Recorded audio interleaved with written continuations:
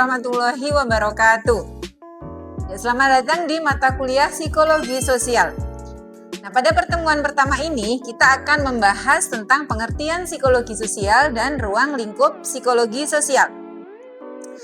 Teman-teman, apa sih yang dimaksud dengan psikologi sosial itu?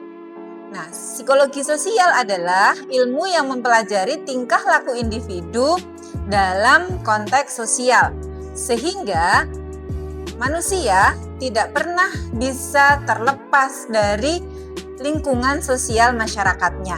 Nah, beberapa ahli menyampaikan bahwa psikologi sosial itu adalah ilmu yang mempelajari cara individu berpikir, merasa, dan bertingkah laku dalam latar atau setting sosial.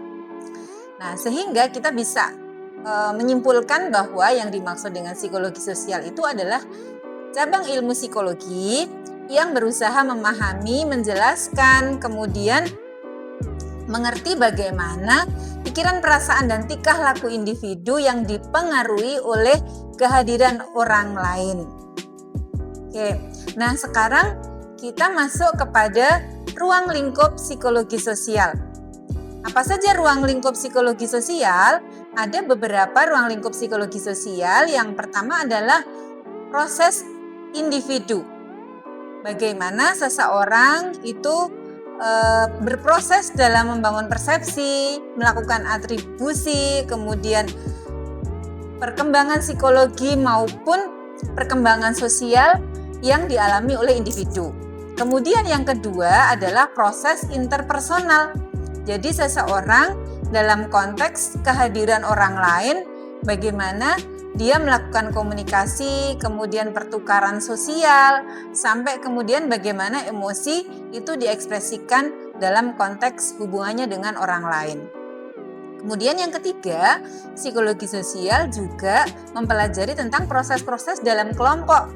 Bagaimana perbedaan jenis kelamin maupun suku maupun pengaruh sosial, interaksi dalam konteks kelompok itu menjadi penting karena seseorang dalam berkelompok maupun sebuah kelompok dengan kelompok lain ini memiliki proses perilaku yang juga berbeda. Nah, jadi ada 3 poin ya, sehingga kita bisa merumuskan bahwa dalam konteks individu, kemudian antar individu maupun individu dalam kelompok dan antar kelompok. Nah, teman-teman, setelah itu maka bagaimana sih psikologi sosial itu dudukannya dengan ilmu-ilmu yang lain? Nah, psikologi sosial ini mengakui bahwa penting memandang individu dalam suatu sistem sosial yang lebih luas dalam konteks misalnya antropologi, ekonomi, sosiologi, dan seterusnya. Nah, sehingga aktivitas manusia dalam konteks perilaku inilah yang kemudian penting untuk kolaborasi dengan ilmu-ilmu yang lainnya. Sementara itu, kita akan melihat peran psikologi sosial dalam konteks kegiatan penyuluhan pertanian.